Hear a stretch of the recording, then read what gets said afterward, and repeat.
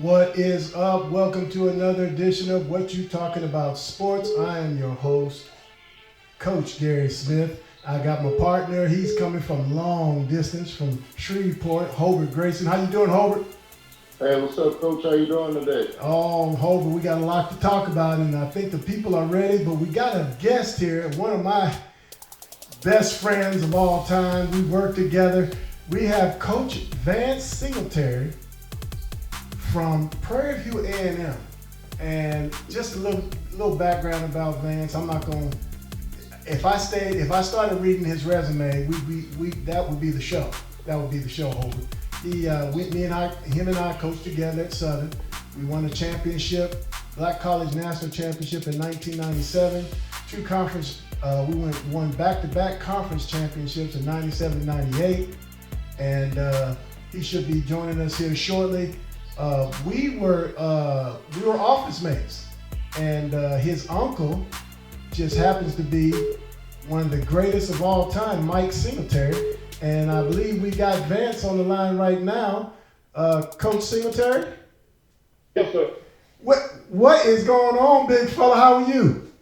Man, doing well. Just trying to navigate through some crazy weather here in the Houston area. Oh, is that right? It's getting bad?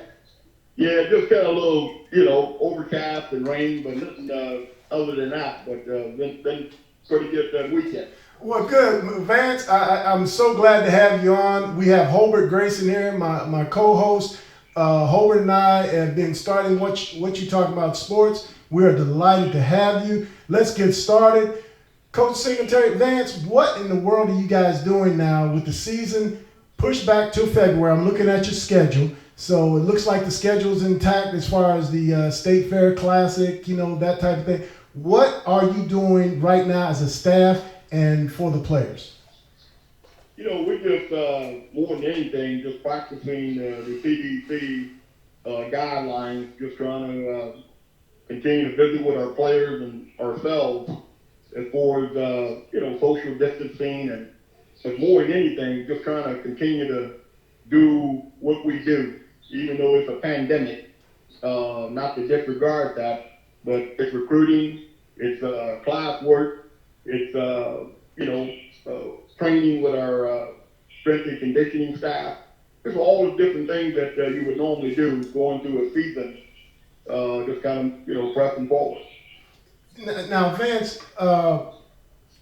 with this situation going on with the pandemic and the CDC guidelines, you said you were visiting with the players. Me and you had a talk a little while. I think it was last weekend. We talked. Tell us about how that's going, and then give us a little insight as to how you guys are working through this pandemic as far as just the players. I think with the pandemic, it's opened a whole another avenue as far as how we can meet with our kids. Hadn't been a whole lot of in-class, hands-on type of meetings, in rooms. We've gone to pretty much the whole world on Zoom. Yeah. Talking with our kids, and it's been an interesting process. But I've come to love it. I think initially it was challenging, but you always adapt, and I think that's just like being in a ball game. You gotta be able to midstream adjust. You go in there with a certain game plan, knowing things is just not quite working how you planned them. You gotta be prepared to come back and still execute on Zoom with our kids, and our kids have made the adjustments as well. Not just with us in meetings, but I think also with their professors. Taking the assignments, turning in things, getting with the academic advisor, it's just really been a blessing in disguise, it really has. And Coach Singletary. Yes, sir. Hi, welcome to What You Talking About Sports, man. Glad to have you. Oh, thank you. I'm glad to be a part of it. I really appreciate it. You guys having me on board. Awesome, Coach. My first question is, another stint in the SWAC football conference. What did you learn in your first tour at Southern that now you're using at Texas Southern to help prepare kids better, and how does that affect recruiting, since that's a field that you've already danced on? I think just being up in front, real with the kids, the parents, the coaches. I mean, being extremely genuine in how you go about conducting business. I think that's a lost art in our profession, or many professions. People are just not really honest anymore. And I think if you got a product, and I think we have some good things in place here at Forest Facilities. But as I heard Coach Bob talk about from last week, it's not really all about the facility. I think it's about being genuine. And just people really value that. I think that goes a long way.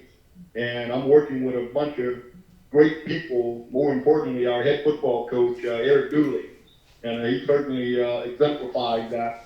There's no question in my mind. So I'm blessed to be around him, and I saw a lot of that working for Coach Pete Richardson there at Southern University.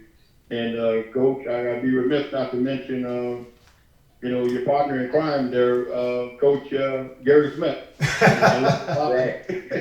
Being around him, and we had some great coaches on our staff. I'm telling you, we had some guys that enjoyed the process. They enjoyed the kids.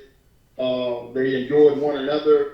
I thought we were a close-knit family. I can go on and on just naming just a bunch of great men that were able to come back and come together and work toward one common goal, and giving those kids our very best. Because at the end of the day, it's about how they, of course you want to win games and all that, and that's kind of what this business is, but it's also about seeing those guys develop and become young men and go out in the workplace and excel at something that they put a lot of work in at a very young age.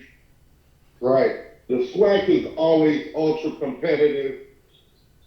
With all this talk of Deion Sanders coming to coach at Jackson State, how would that affect all that happens in the SWAC? What would Coach Sanders bring to the SWAC that would increase already heightened awareness of competition? I'm excited about what he brings to the table. He has a great name. I think we all know him from what he did on the field as a professional, and also his collegiate days at Florida State. I think he's known in many circles throughout social media, just media in general. I just think he brings a lot. I'm excited about him being a part of what we've already kind of have in place, and just the history of the SWAC in general. Right. So very, very excited about Deion. Never met him. Been a fan of his. I followed his career, and I just think it's going to bring more exposure to our conference, and probably some of the things that they want to do with our commissioner, and trying to align ourselves with some of the other television opportunities out there to make us a mega conference with all the other schools that are coming in. Why not? I think it's perfect, especially what's going on in our world right now with all the social injustice. And I'm excited about it. We are talking with Coach Vantz Singletary from Prairie View A&M, the assistant head coach, defensive ends coach, special teams coordinator. Now, Vance, let's go back in time. We talked about Southern a little bit.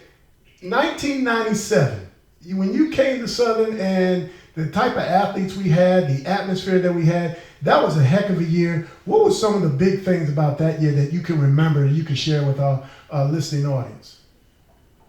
I tell you, I'll never forget the tailgate. I thought you would go there. Yeah, that's one of the things I'll never forget. That's right. The tailgating, and then just the support we got from our fans. Yeah. The alumni. I mean, it was just kind of off the charts. Even when you not only played at home, but when you went on the road, whether it was Alcorn State, I mean, just those those guys out there with the tomahawk chop and the music going and the bands marching in. And I mean, man, you're talking about college football pageantry. Holy smokes. Yeah, it was amazing, man. And Hobert, I don't know about if you haven't been to I don't know when the last time you went to a SWAC game, but if you've been back there in the 90s with us, you would enjoy a Saturday evening on the Bluff, or even in some of the other towns we went to. We went to Jackson State. I love going to Jackson State. Vance, I don't know about you, but Jackson State to me was just one of those areas I just love to go to. So Hobert, your thoughts on the SWAC and the new teams coming in? You know, those new teams. Go ahead. I'm sorry. No, go ahead, Coach. Go ahead. No, I just think the new teams coming in just add to what has already been established. You know, those guys those programs are very historic. They have done a great job over the years, decades of winning championships, winning conference titles, and all of those types of things. I mean, I just think it makes us even bigger and stronger moving forward. You know, and more attractive to different television contracts out there, whatever they're trying to do in the conference. Yes. Coach Dooley, coaching under Coach Dooley, if I'm not mistaken, he was at Grambling before going over to Prairie View. Yeah, I think that's right. Yeah, because I know he's had spent Hobert in. I know he was at Arkansas Pine Bluff, but I think his last stint before Prairie View was Grambling. That's right. My question is, Coach, the last year he was at Grambling, they won all kinds of games, won all kinds of awards. What has Coach done to reflect some of the things that he did at Grambling as an OC that he's doing now? You know, I think being around Coach, of course, I was with him when we won those 2 back-to-back titles. My early years at Southern University with Coach Smith and all of us. I've watched him. I said, man, you know, Coach has really done a phenomenal job in his growth as a coach. You know, for his teaching, developing, mentoring. I mean, so many different aspects. And I watch him. I get a chance to work with him each and every day, and to listen to him and watch him. I'm blessed because I don't know if they can have a better leader in Coach Dooley. And I think the thing that separates Coach Dooley from a lot of coaches around the country, certainly in our conference, is his love and passion for Jesus Christ. And that means a lot to him, you know, and most times you don't hear those conversations, but before we do anything, I mean, it all starts with devotions and prayer as a coaching staff, and how he's able to, you know, rally all of us together. And he just don't talk it, he walk it each and every day. And I haven't had that throughout my coaching career. Most places I've gone, that, you know, you start your day with a devotion. You start your day every Thursday. Our staff is coming together, and we're giving praise and glory to our Lord and Savior Jesus Christ. And I just think that's not spoken about a great deal, and I think that's one of the reasons why, you know, Coach Dooley's had some success, and he's the head coach in his business. You know, today. And you know, I think that's where his heart is, because I know what I don't think I know, because when we were here when he was with us at Southern, that was the one thing that was always one of the things we talked about, how our faith in Jesus Christ and being able to share with these young men. That doesn't mean we were perfect, but we were able to at least exemplify and show that a walk with the Lord is definitely worth the time spent in devotion and just giving time to Him. Hobert, I'm gonna let you have the last question. You go ahead. Coach, I have to ask you about this because on all the social media pages that pertain to the SWAC. It's the talk of the town. Bethune-Cookman, Florida A&M joining the SWAC. What are you guys doing at your school to prepare for these guys coming in to compete? I think just keeping it simple, that old KISS philosophy, keep it simple, stupid. That's right. That's right. That's kind of what this thing is all about. I'm all about simplicity. Not overloading our kids, going back to just the basic fundamentals. And this is a great opportunity during the pandemic to really go back to square one and attack stance, eyes, hands, just those details, how to catch the ball, recognizing formations, teach them how to study film, just going back through and doing self-scouts and things of that nature. And, I just think that we don't want to give them any more than that. Because this game, I used to hear Coach Richardson say all the time, it's about blocking, tackling, and catching. That's it. You're not going to win many games. You just don't have a chance. And, and I knew I couldn't help myself, but Vantz, your career spans so many different areas. And I mean, the 49ers with your uncle, Mike Singletary, who I idolized and played against when I was a rookie in a preseason game. You've been to the University of Buffalo. You've been Liberty University. And everywhere you seem to have success. And in this final wrap-up, what has led you to that success? Because I know your faith in Jesus Christ has been evident, but also you pay attention to all the details. What is it that from each team you seem to take away from some of those teams? I really think it's, I really believe it's the attention to detail. Yeah. It's the attention, it's being organized, really spending time to always trying to get better. Always reaching out to other people, going visiting other colleges, other NFL teams, just trying to always surround yourself with good people, because you're never really content with where you are and how you continue to grow. I mean, I think whenever you get comfortable, I think you're not going to do very well. You're going to lose out. And God has really opened a lot of doors and allowed me to get around some very influential people. And I can't say enough about that. And just keep working hard, keep humble, stay humble, and just let God keep doing His thing. All right. Right. And Hobert, we want to, from myself and Hobert, Grayson, Vantz, I love you. You know you've always been a blessing. We got to wrap this up. I know you're busy. You're fighting through the storm, and I know Chandra. What's she cooking today, Vantz? What's she cooking? I know she's cooking something good today.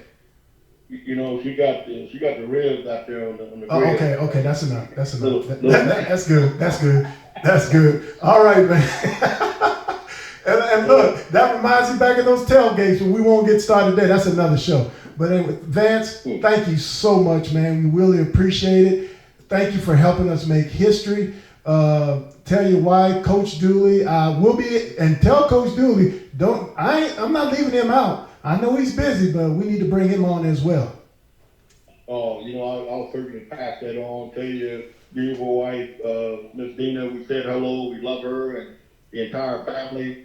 And I appreciate both of you guys reaching out to me to have me to come on and talk with you this morning. Really enjoy it.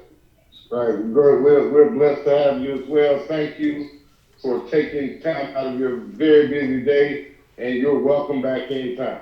Take care, Vantz. Well, thank you, guys. God bless you now. All right. All right. Thank you as well. Bye-bye.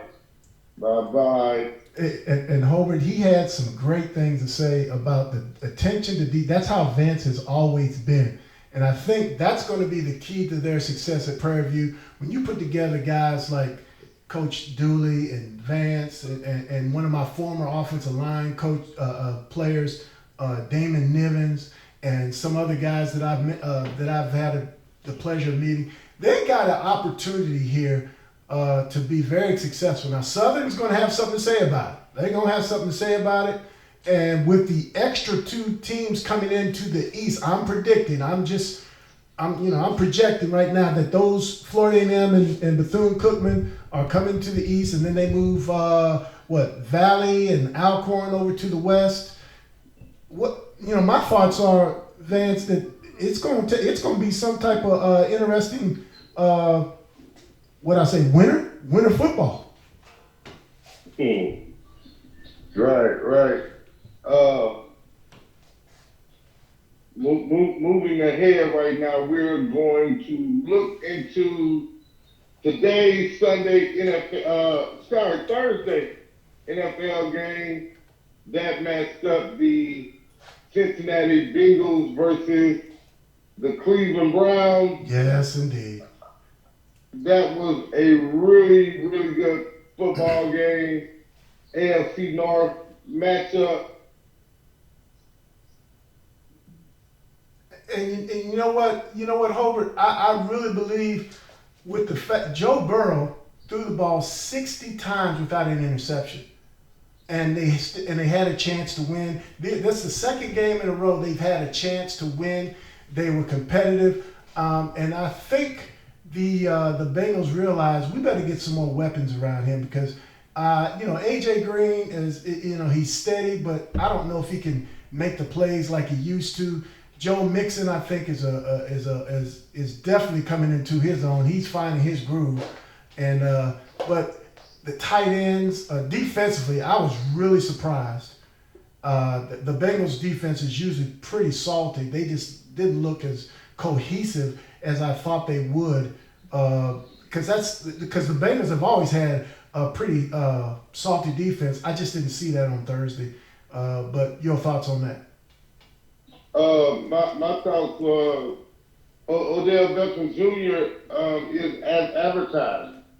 When you give him opportunities to make plays, that's exactly what he does. He makes plays. He had a great first half. He was a big reason why Cleveland was able to take a first half lead, and a team effort on those guys pulling together to get the 35-30 victory Thursday night. Well, those are your Louisiana Browns, right? That's what you call them? Exactly correct. Exactly correct. And go ahead.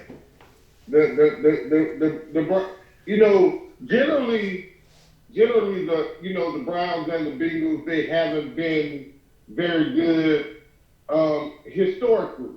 And so again, this is a game also that's generally played later on in the season, close to the end of the season, and it's just happened to work out this way in this shortened season that these guys met early. And I think that's, for Cleveland, no matter who had won the game, really big for either team who won. The Browns just happened to get the victory. But both teams got to learn and grow and expand from this because both teams want to win. Both teams win and spend a lot of money on quarterbacks, like you said, and Baker Mayfield and Joe Burrow from LSU. And it's just a really good deal that it worked out like that for both of those ball clubs to get really good quarterbacks. That's always the start to rebuilding. You find your quarterback, and then you find your offensive line, and then you work on your defense. Well, and then you look at Cleveland's offensive line; they ran the ball real well, and I think that was the key for Cleveland's success. They put the ball in those two running backs' hands, and they carried the mail. And Baker basically was throwing play action. I think there was one throw I didn't particularly care for, but as far as they're on the 1 yard line, he tried to throw that fade from the other hash. But other than that, I thought the game plan that the Browns had was pretty efficient. their offensive line was impressive. I got to admit, there were holes there. But the thing that really impressed me was Joe Burrow. I got my faith back in the Bengals now because they used to call them the Bungles, and the last couple games they done bungled it up. But they're gonna find a way, I think, to put this together and win some games. I think Joe Burrow, if he can stay upright a little bit more and be able to, because he was hit, but he ran some good. I mean, he's more athletic than people get credit for. And speaking of the NFL, in just a few moments, we're going to have somebody from around this area who's pretty, had a career in the NFL. We'll be looking forward to Shawn Nelson calling in here, and I know Hobert, you know a little bit more about him than I do. So won't you go ahead and let the audience know Shawn Nelson, who will be calling in. Let's go over Sunday morning's football games first. Okay. Real quick. Yeah, let's do that. Maybe by then Shawn will be up to the line. Okay. Jaguars 30, Tennessee Titans 33. Tennessee gets that home win. Carolina Panthers 0-2. After the day, they take a tough loss to Tom Brady and the Tampa Bucks 1-1. 0-2 Denver Broncos, man, they got a, they're taking a couple on the chin. They take a loss to your Pittsburgh Steelers. They're back. Rams. Yeah. Rams. Big Ben is back. 2-0. Yeah. They beat the Philadelphia Eagles at 0-2. San Fran 49ers, 90 game, bang, bang. They get a 31 win over the Jets. A lot of Jets fans are not happy right now. Oh, man. A lot of different stuff going on with the Jets. Buffalo Bills get a 3-point win over the Miami Dolphins, 31-28. The Minnesota Vikings go down tough to the Colts, 28-11. Detroit Lions 21. The Green Bay Pack Attack get the win. Aaron Rodgers 2-0 at home. Atlanta Falcons, man, we're going to talk about this game. This is going to be a game that we'll definitely talk about. The Falcons dominated the game. Second half, they went haywire again. Cowboys get a great comeback victory, 40-39. Chicago Bears get the win over the New York Football Giants, 17-13 home victory for the Bears. And the Washington football team, they're 1-0. They're playing right now. That's they're still playing. Yeah. We'll let that game be. But man, it's a crazy morning of football. A lot of good games. I'm looking at the Ravens and Texans. Lamar Jackson over Deshaun Watson right now, 20-10. And then tonight we got the Patriots and the Seahawks. And but let's talk about that Falcons and Dallas Cowboys game. Hobert, Cowboys had 3 turnovers that led to scores. They went for 4th down twice, didn't get it, and they still found a way to win the game. Right. Cowboys fans were so heated in the first half. Someone said, "New coach, same dumb decision." So again, at the end of the day, the Cowboys they did not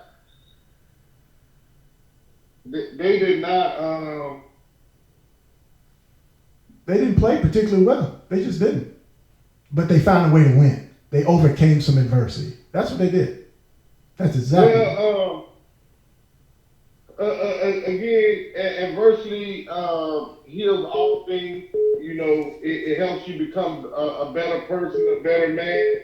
And in sports, it helps you become mentally tougher. Right. Okay. In the football game. Oh, yeah. No question about it. And go ahead, Hobert. A lot happened within the course of 60 minutes.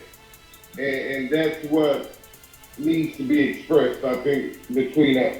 All right. Well, look, I think our guest is here, Mr. Shawn Nelson, from a product of Gonzales, Louisiana. Welcome, Shawn. And Hobert, I think, has a few words to bring you in. Hey, what you talking about, sports fans? Please welcome Shawn Nelson.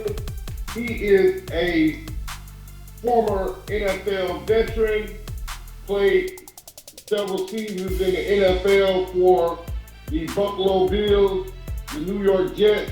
He's also a 2019 Buffalo Bills Legend Hall of Fame inductee. Congratulations on that Congratulations. award, son. How's it going, man? Hey, how you doing, man? Good to see y'all boys, man. How everything going? Oh, we're doing great. Great day of football. Yeah, it is. A lot of interesting things are happening on my TV screen right now, so it's giving me glued to the TV. Got a lot of injuries going on and a couple upsets going on as well too. So it's definitely a good day for football. It's been entertaining. Like I said, it's got me glued to the TV, man. We want to start, man. We were talking about the Atlanta Falcons Dallas Cowboys game, 40-39 upset victory for the Cowboys. What did you see in that game that most changed the outcome of the game that for the Cowboys? What are your thoughts? I was kind of surprised a little bit, but if you really pay attention to the Falcons, you know they always have been a good football team the last couple of years. I think Matt Ryan has more passing yards himself, more than all the quarterbacks in the NFC combined. I think he has like 56,000 passing yards, and all the quarterbacks together in the NFC only have like 36,000. They had a good Super Bowl run a couple of years ago, but if you look at that game where they beat the Super Bowl, and then you look at the game today against the Cowboys, it's the same thing that happened. They were up 20-0 on the Patriots, and then today they was up 21-10 or something, 21-7 or 0 in this game. And both those Patriots come back and won, and then Dallas came back and won. But I believe that the Dallas Cowboys played a great game, and they didn't give in. They kept fighting, and I believe the Atlanta Falcons got comfortable. And I think that's what happened in that game today. But, you know, shout out to the Dallas Cowboys. I really didn't think they'd go in, but they kept fighting. That's not like fun. You know, go ahead, Hope. They definitely got comfortable, a little too comfortable within the course of the football game, and you know, you being a guy that played at a high beat, you know that's the wrong thing to do when everybody that lines up on the field is professional. Everybody knows how to play the game of football. That's one thing that you cannot do. But also the lack of concern defensively for the Atlanta Falcons is also a trending thing that's happening with those dudes. Why do you think they keep giving us so many defensive plays? That's a good question. I think it could be a lot of different things. They depend on the coach and their system and how they run their defensive system week in and week out, depending on who they're playing. But I'll tell you this though, I think they have a lack of respect for the Cowboys, and I don't think they respect them at all as a team. Like I said, I just think they got very comfortable and they gave up entirely too many plays on defense. And the other thing that stood out to me was that when Dallas did the onside kick, now everybody knows the ball has to go 10 yards before the kicking team can recover it. But it does not have to go, the receiving team doesn't have to wait for the ball to go past 10 yards to recover. They can run up, recover the football. And the Falcons, when that happened, they just stood there and watched the ball and waited till it come 10 yards to them and then decide to fall on it, but that was too late. And I think that, I don't think they were mentally prepared for the game today, although they did come out on top in the beginning of the game. But like I said, I think they got comfortable and they just got too reliant on that, on their system and what they believe they can do, and it was just a lack of respect for the Cowboys the entire game. We're talking with Shawn Nelson, former Buffalo Bills, legendary Buffalo Bill. And Shawn, this is Coach Smith, and I'm glad you hit on that, because I watched the replay of that, and it was amazing how the Falcons just kind of looked at it while the Cowboys got themselves in position to get the football. Yeah, man, I don't understand it like that. I mean, that's some mistake that somebody made in the league football, great football, when you start to learn and understand the game. But we're talking about professionals. You guys practice this every day. So there's no exception for that. There's no reason for that. I don't know what was going on with that, but I'm telling you, if that was me, it would be some position changing going on, some releasing, some signing, and there'll be some coach changes going on as well. It might need something in the front office. Who knows? But you can't keep making mistakes like that. That costs you the game like that. Because it's just irresponsible. And again, it's a lack of respect. They weren't mentally prepared. I don't think they prepared mentally for the game this week, and it shows. It really shows. As soon as the game was over, and by no means am I a proponent of anyone getting fired, but when you blow a comfortable lead like Raheem Morris' defense did today, then something definitely needs to be addressed. And I'm not saying that the Falcons should have made him find his own way back to Atlanta, but the Falcons should have made him find his own way back to Atlanta. But you know what, Hobert? You make a good. But you know what, Hobert? They've given up over 38 points in the last two games. Russell Wilson torched them last week, and if it wasn't for the fact that they gave up one late touchdown late with like 19 seconds left, which really wasn't nothing. So the score doesn't indicate how dominant the Seahawks were with them. And then Dallas comes all the way back. I mean, their defense, I don't know what was going on, but Dak Prescott found a way. They found a way. They executed late. They overcame some adversity. And that's 2 weeks in a row now. The Falcons have given up 38 points, and Matt Ryan balled out. I mean, he can't. He did. He really did ball out. He really did today. I don't know if you call 24 for 37 with 267, 267 passing yards, balling out. But he threw 4 touchdown passes. It means absolutely nothing. Means absolutely nothing. When 4 touchdown passes, man. When you compare that to Dak Prescott's numbers of 34 for 49 and 445 yards, that's balling out. Mm-hmm. Yeah, that's right. Putting on your team. Well. I mean, it means more. I understand what you're saying, Mr. G, because it means more for Dak Prescott than it will for Matt Ryan. When Matt Ryan he's been in the league 13 years now. That's right. And but also, Coach Smith, Matt Ryan, he did. I understand what you're saying when you say he ball out, because he's always consistent for the most part. Yeah. And he, as a quarterback, played a great game and put his team in a position to win. That's what I'm talking about. Now, if the defense showed up today and they performed better, then I think we'll all be on the phone agreeing that, Matt Ryan balled out and he played a great game. But because of what happened in the game today, it all went on Dak. Right. And of course his numbers were better than Matt Ryan, but Matt Ryan is more proficient and consistent in the game, and one of the top quarterbacks that's more proficient and consistent in every game that he plays. So I understand both of y'all what y'all saying about the quarterbacks. Cowboys came on top of it. I'm gonna don't say that again. My ears can't take too much more of that. Oh man, I know. I'm sick of it myself. So look, at the end of the day, though, this is where we're at with this Dallas Cowboys Atlanta Falcons game, man. When you control the ball 33 minutes and 48 seconds to your opponent's 26 minutes 12 seconds. You're supposed to be able to do some really special season. You know, we can say that, yeah. No, I'm going to say Atlanta's defense screwed up today. They screwed up royally, but that's their MO. That's who they are. Exactly. And Falcons fans are going to have nightmares from 3 years ago in the Super Bowl, 28-3. It's just no way.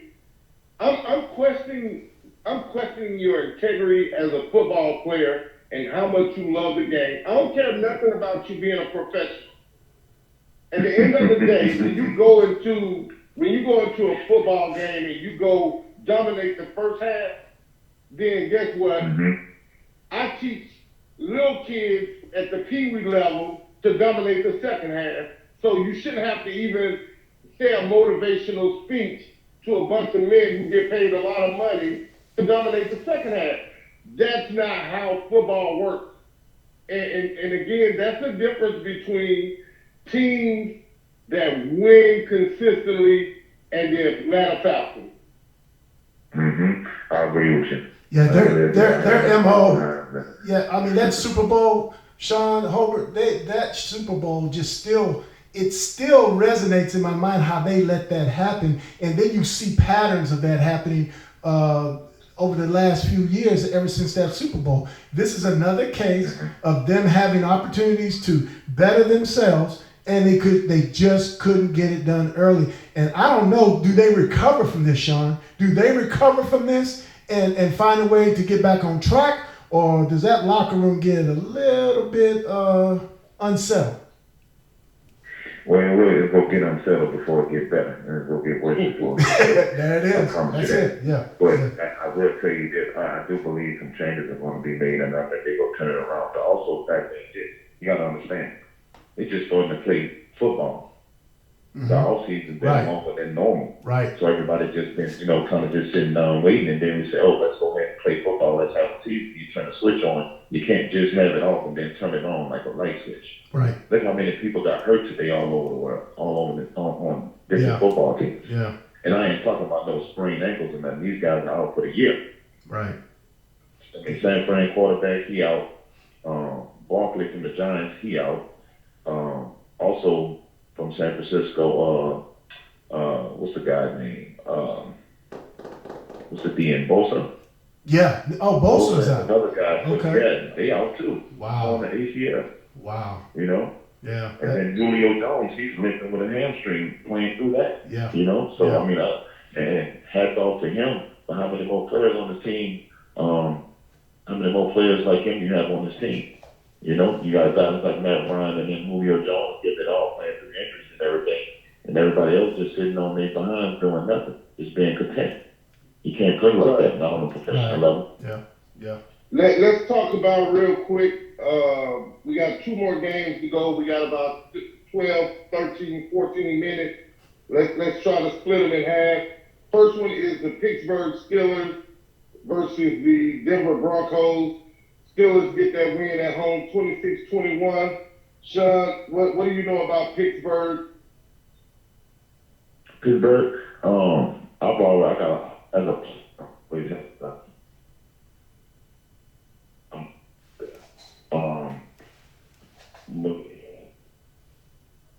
Bruises in the last couple of years.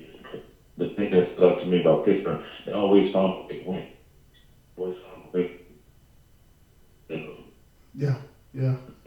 year in and year out, you know what I mean? Especially with the last big thing they had was Le'Veon Bell. And I didn't understand that whole situation over there, but they found a way to get through it. They don't spend a lot of time dwelling on those little bobos that they get and stuff like that. They're always trying to find a way to get around it. Get through it rather than getting around it, if that makes sense. Yeah. So I have a lot of respect for them as an organization and their football team and what they're doing.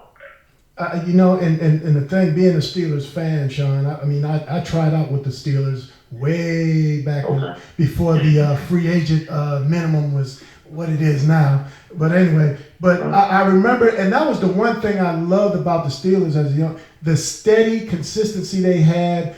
Guys got hurt. Guys, starting quarterbacks. I remember when Bill Cowher was there. There was a couple years there. Guys got hurt and things, and he found a way to at least make them competitive. I mean, look at Ben Roethlisberger. He didn't throw for over 18 months. He was 29 of 41, 311 yards passing, threw a pick, but he probably, it is what it is. That's Ben. And then the running game was working. James Conner, 16 carries, 106 yards. And, I mean, that's Pittsburgh football right there. Yep. And you know what, like I said, like with Pittsburgh, man, they have a great environment out there as well. There's no cancers in the locker room. Those guys know how to compete with each other, and they know how to go out there on the field and get the job done.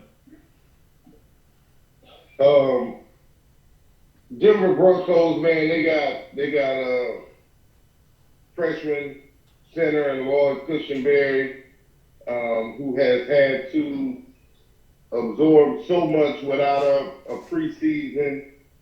How much does that affect what Denver does as a team from your perspective? Because the first series, Denver loses that ball in a fumble. Tell us about what Lloyd may be enduring as a football player right now. And again, like, just not that. It's almost like they didn't have an off season, if it makes sense. And that was something that all the teams were affected by with this COVID thing. The off season wasn't an off season. You didn't have your OTAs, you didn't have the mandatory camps and stuff like that. So even starting practice that or even going to training camp, you had guys that were opting out, not even coming to camp, that decided not to even play this year. And it wasn't your practice squad guys. These are your big name, big time players, people who you depend on in your offensive, defensive system. So when you going through something like that, it's going to affect either the team, the player, or the coach differently on different teams, and even worse or not as bad, depending on who the person is and how you control the situation. Or attempt to try to control the situation, because this is an unforeseen event and that's something that you cannot control. So how do you handle that? How do you manage that? How do you bounce back from something like that? Or how do you get through it?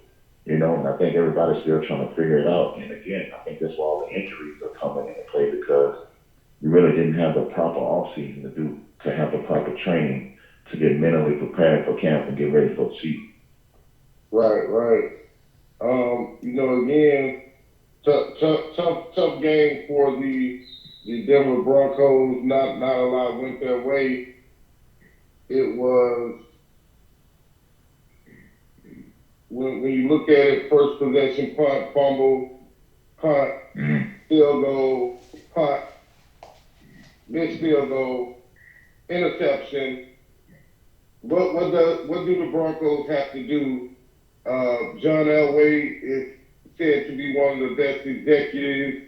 It is at putting people in the right places. They believe in that quarterback in Denver. They've just done things the right way since they won the Super Bowls back to back in the day with Terrell Davis and Elway. What does Denver need to do to get back on track? Well, I tell you what, you blew me away when you praised Denver like that. I'm really shocked that you praised them like that. But I believe otherwise. I believe they need to. And when you say John Elway, of course he was a great quarterback. I think he's one of the best, but one of the top executives. I don't know about that. But however, he does specialize in trying to get people in the right position. And get them in the right system and being able to create some plays for those players specifically, for them to succeed and for the team to succeed and be successful. I do agree with you with that. However, I think they have more work to do in Denver than Atlanta does. Wow. Yeah, I agree with that. Yes. Yeah, I agree with that. I'm going to tell you, because with Atlanta, you're seeing something that's, like you said, it was their MO defensively, but that can be fixed quickly. I believe Denver is in a rebuilding stage within their organization, and whatever I don't know what they're going to do, but I would like to see Denver rebuild and get back to like they used to be when Terrell Davis was there. Yeah, I think you're right. That era was a phenomenal era for the Denver Broncos. Because you know what, Shawn, and you bring up a great point. I think you look at what happened with Baker Mayfield. He only threw the ball, I think, 24 times, 25 times? 4 times, Yeah, he only threw it 24 times. When Denver was there, when John Elway had a running game with Terrell Davis, he didn't have to sling the ball all over the field like that. And I think one of the things that John Elway has refused to recognize, and I think you just said it, that, you know what, we're rebuilding. We really are. We got to put some pieces in place. And I think Cushenberry's going to be good at center, but like, Shawn, I remember having those dog days in the summer, and it builds up that toughness and that mental, that, your muscles get used to hitting and you get to wearing the pads. And let's just face it, unless you've been through that as a rookie, it's tough to just go out there and just start playing. Yeah, that's true. That's correct. And like I said, I think that's affecting all the players in the NFL right now, as well as on a collegiate, in the NCAA as well. I mean, look at Kansas. 90% of Kansas starting players all were in high school last year. Yeah. So they all were true freshmen, Yeah. So, I mean, how do you deal with all of that? You know what I mean? Like, it's just crazy how, like, this COVID thing is affecting people in every different area in life like that right now. I mean, you can't even see it, and you're trying to handle something and manage something you can't even see. Right. It's just crazy. It's crazy. Yeah, it is. It really is. Shawn, real quick, man, we want to ask you about this. We know that your brother Lawrence Nelson played professionally overseas. You played and played around with the basketball most of your young life. Played the game. Give us your thoughts on the NBA, man. What do you think? You're a LeBron James guy, Kawhi Leonard, KD. Who's winning the NBA finals? You didn't say KD. You didn't say finals, man. You didn't say KD. You know who will win the finals? You heard what he said? I thought he said AD. Oh, AD. Okay, I thought he said KD. I know he didn't say KD. He said KD. I'm a KD guy. Well, he ain't even in this now.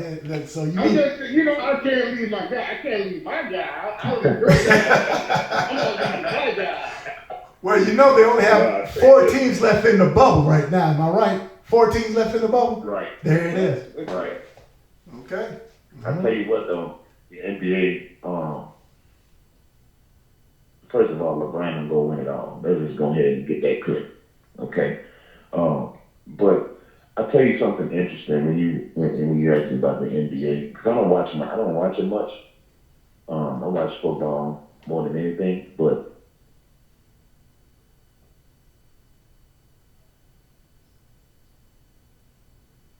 whoa! Oh, we didn't lose him, did we? Oh, he was on a roll. I think we lost him. Well, anyway, I think his name and education reform and all that stuff. Yeah. You hear me? Yeah, we got you. We got you. Yeah, and with the Black Lives Matter on the court and the names and education reform on the jerseys and all that stuff, I just want people to know and understand like what's really going on with sports right now. You're starting to see all that stuff on the jerseys, on the back of the helmets, on the courts and all that stuff. But you have to know who that is that owns that. We've been getting killed and slaughtered and beaten and raped for years, and now you think because someone was murdered or got killed by the cops that we making noise so where we can make changes right now?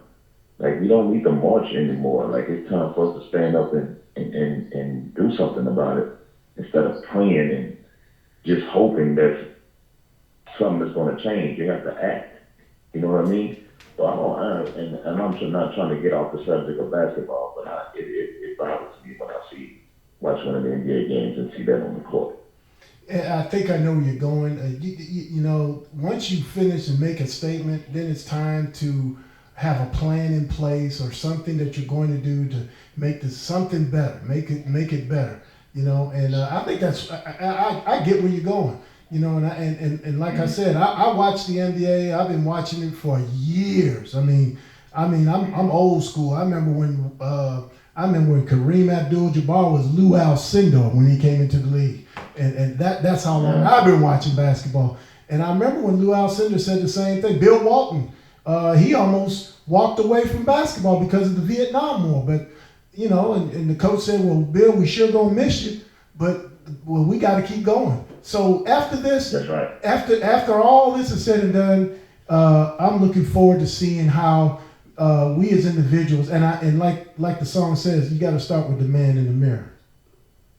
Oh yeah, that's most definitely. And you have to be, if you want to see change, you have to be that change. There you go. There you go.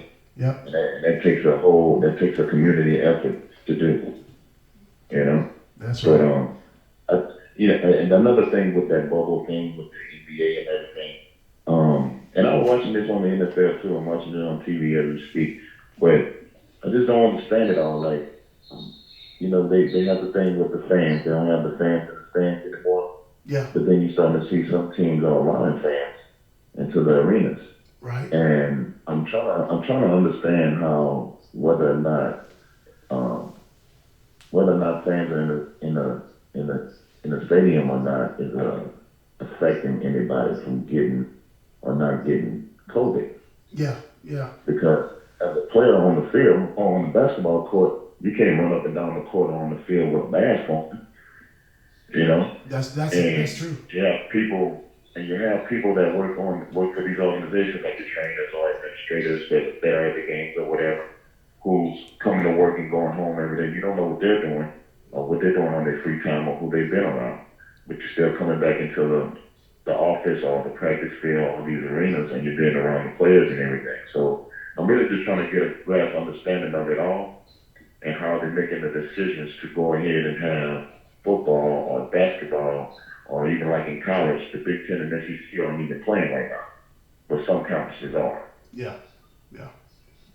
You know, so I'm just trying to see, understand it all and how they're making the decisions, and what is it that they're going off of, going by that's helping them to make those decisions to have sports and not have them. That's it. Hobert, your thoughts? Anything else? No, I just got a message from the producer. Time to wrap up. We want to thank Shawn Nelson. Oh, he was great, Shawn. Thank you. Buffalo Bill, Legends inductee. Welcome back anytime, Shawn. I appreciate it, man. Good to be on the show and talk with you guys. I really enjoy it. We're trying to do our part, Shawn. We're trying to make a difference, man. Hey, man, that's all you can do. You do your part. As like my coach used to tell me, you got 11 men on the field. If everybody do their job, then we'll be successful. There you go. Just do your part. That's all you can do, brother. Right. So that's what we're talking about. What you talking about. See you next time. He's Gary Smith. I'm Hobert Grayson. Thank you, Shawn Nelson. Absolutely.